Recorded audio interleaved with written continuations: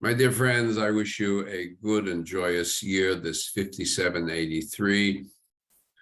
I'm going to open my remarks with a little side discussion about how I got to my main theme, which is our sense of peoplehood in this congregation, this Hollywood Temple Beth.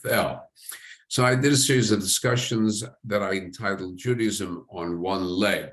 And I took it from the story of the great sage Hillel, whom it is said that a pagan once wanted to irritate and annoy him and challenged him to teach him all of Judaism while he stood on one leg. And to this Hillel said, well, if you don't like it, you hate it, don't do it to your fellow. The rest is explanation. Now you go and learn. Well, I don't have the greatness of Hillel in that I can summarize everything in just 6 simple words in Aramaic. No, I had to go on and on and on and talk over many hours just to say what Hillel said in 6 words. What can I tell you? I had to focus more on explanation rather than on the one leg.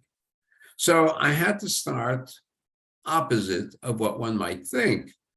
One might think we would start any discussion on a religion about God in heaven, but I didn't talk about that, not faith, not what to believe in. I didn't get to God till my 3rd topic. And even the 2nd topic, which was how do we get to understand what we think about God or what God thinks about us, that topic was the Torah. And by that, I mean not only the written Torah, but also all the debates and arguments that we have been doing with ourselves over the last many, many centuries and millennia. But note that even that too was the 2nd on my order of presentation. Now, number one was the people, in particular the Jewish people. It is in our peoplehood, our shared experience, both past and present, that we find our religion and our religiosity. It's not exactly ethnicity per se, which says it's nice to be a Jew, or it's good to have a bagel lox sandwich, but it is rather a commitment to each other as a whole, as a collective, although we have been scattered over centuries and dispersed over the continents. When one speaks of the Jewish people, then it is impossible to ignore the great historic gathering place for Jews over these centuries and thousands of miles of exile and diaspora, namely the synagogue.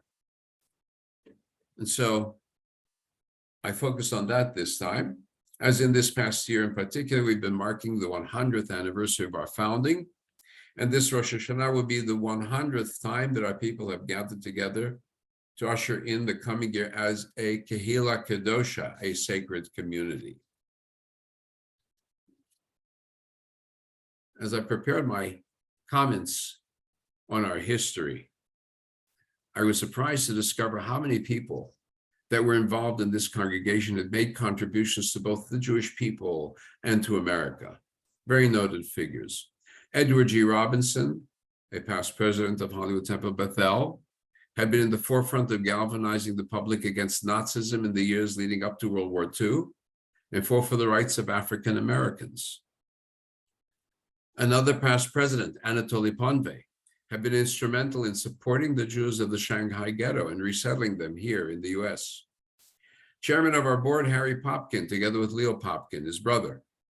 2 of them were instrumental in advancing Black cinema in the 30s, helping to launch the career of noted entertainer Lena Horne. Chairman of our board, Joe Youngerman, was instrumental in guaranteeing pension and healthcare rights for film directors. So it was our honor that we could serve as a Jewish home to people of this caliber. However, as you all know full too well, over the past 2 years, our sense of peoplehood was sorely tested.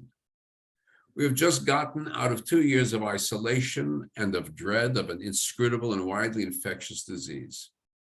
For decades to come, I'm sure we'll be learning the lessons and the debates of whether the lockdowns and the masking and the isolation and the threats of mandatory vaccination were necessary or created more damage. We know for sure that our very elderly were often abandoned as a result of our concern for their safety.